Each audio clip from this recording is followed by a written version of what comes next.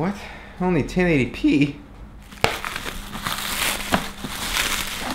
What? 240 hertz?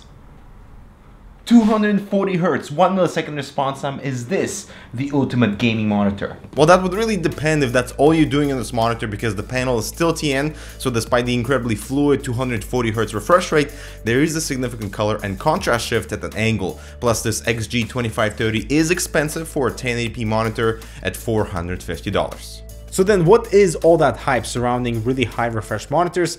Let's find out right after this. Creativity is fueled by the best instruments. It doesn't always come easy, and in the process you often realize how important quality is.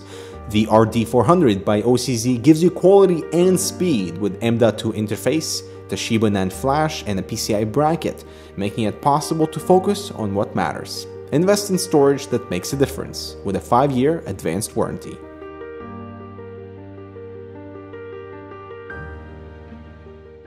Now, I would not consider myself a pro, but I do enjoy the competitive scene for FPS in CSGO and Overwatch, but I don't really want to ask if 240 Hz is worth it, because refresh rate is one thing, and if you've been training yourself at 100 Hz or 144 Hz, then your muscle memory is already adjusted to that. So if you have an exclusive gaming station, then perhaps 240 Hz is a good option if you're just really looking to dominate in the FPS scene and really want that whole fluidity aspect, and you have the hardware to match that refresh rate. So I'd like to refresh my monitor history. So I edit my videos on a 4K 60 Hz panel, which is excellent, really good pixel density, everything is super sharp. Then I occasionally switch to the ultra wide curved 34-inch 21:9. That one's a 75 Hz monitor. It's really good for content, especially if you find 21:9 movies. It's really good for productivity. And then for gaming, I've been sort of stuck to the 144 Hz monitor from Acer. It's a 27-inch panel at 1440p resolution, so there's that really good balance of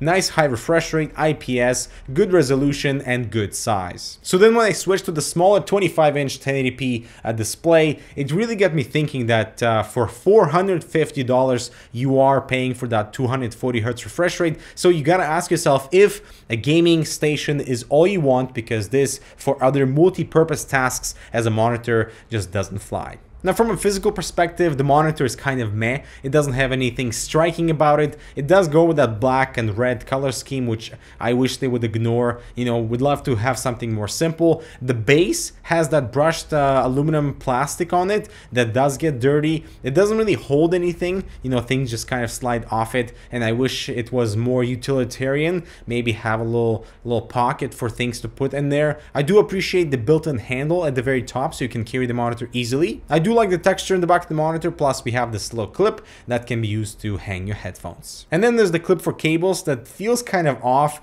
It doesn't really securely sit on that stand, and the bezels are nice and small, and the overall feeling of the structure is sturdy, but I don't like the bottom lip that has that curve, and it makes the monitor feel convex, like it's popping out towards you, not in a good curve. I'm not sure if that's by design or not, but it's there, and I don't really like it. For cables, we only have a display port, a USB to the monitor, and a power cable. I do like that it does not require a separate power bank, and for display connectivity we have dual HDMI, a single display port, and dual USB 3 ports, plus a headphone jack, and this monitor also has built-in speakers. The speakers are nowhere good. I shouldn't use them, you shouldn't use them, and the headphone jack is very underpowered, and you have to control the volume through the built-in buttons on the monitor. That's just a big no. The FreeSync range on this panel is awesome, from 48 Hz to 240 Hz, covering up to that maximum refresh rate, which is so awesome. So if you have a compatible AMD GPU, you can reach that 240 Hz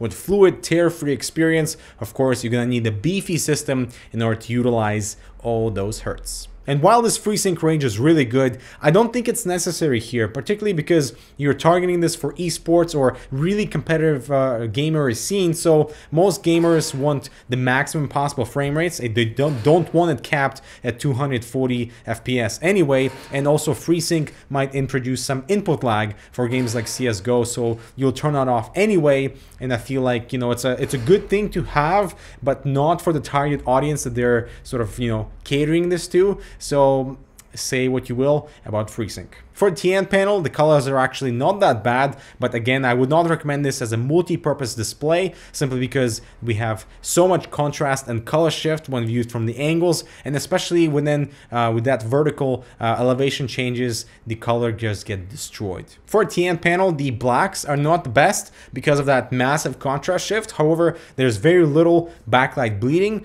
only a little bit on the bottom of the frame, but it's not significant. And you know, you're not buying this monitor for color accuracy or color definition and depth.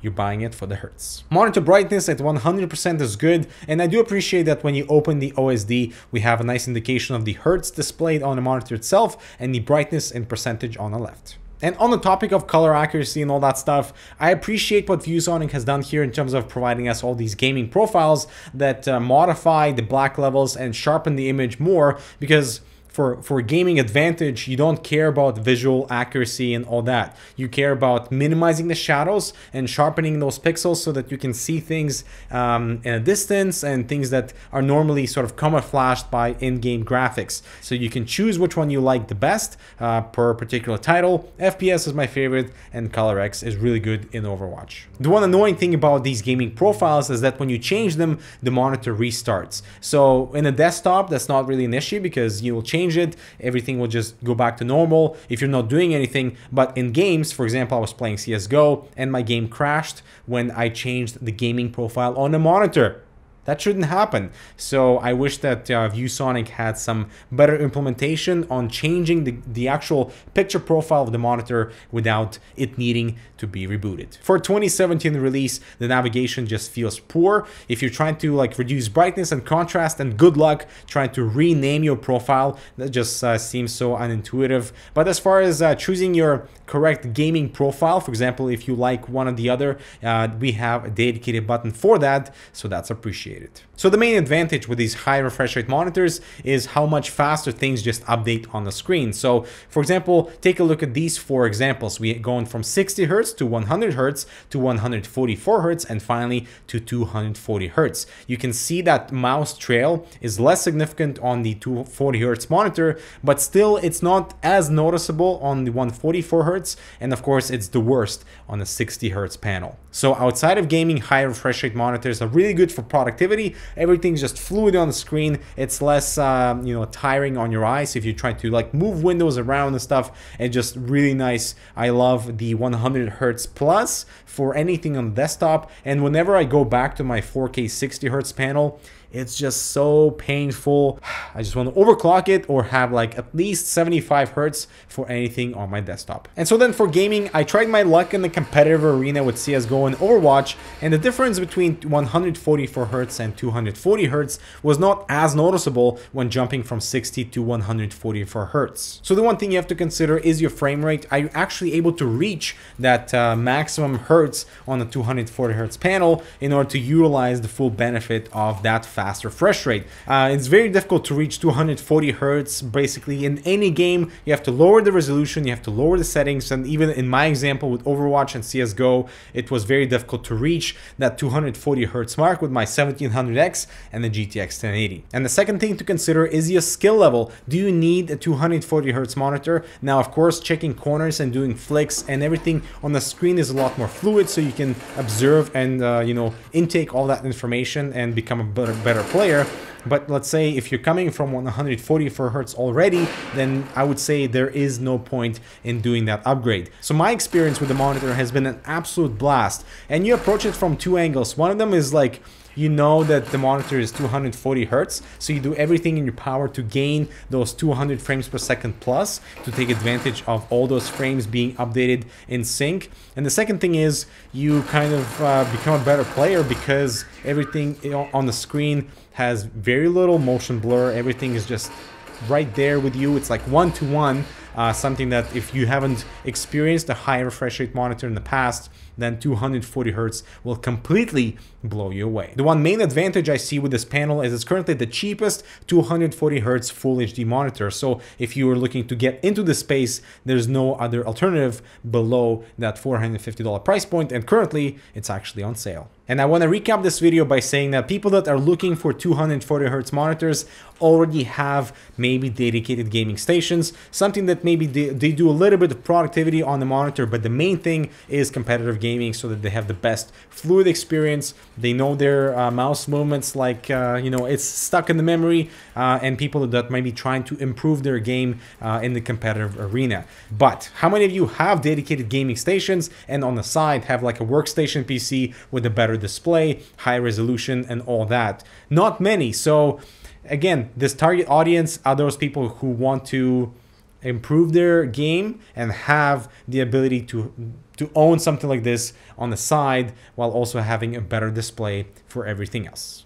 Always stay charged with Linky power-up power banks, housed in gorgeous aluminum enclosure with dual USB and Type-C port with support for Quick Charge 3.0 to get your devices recharged fast. Available up to 20,100 mAh capacities. Check them out in the description below. And so that concludes my experience with a 240Hz monitor. I wouldn't say it's for everyone. I wouldn't say it's even for like 90% of gamers, but maybe for like 2% who are really competitive and intense and who want to have the best possible image and the hardware to support this high refresh rate. So guys, thank you so much for watching, and make sure to subscribe and watch this other relevant content. And are you the type of gamer who would want a 240Hz display, or maybe stick with a 144Hz 27-inch 1440p panel, which are more readily available and I would say offer better value for your money? But yeah, let me know which camp do you belong to, and we'll see you in the next video.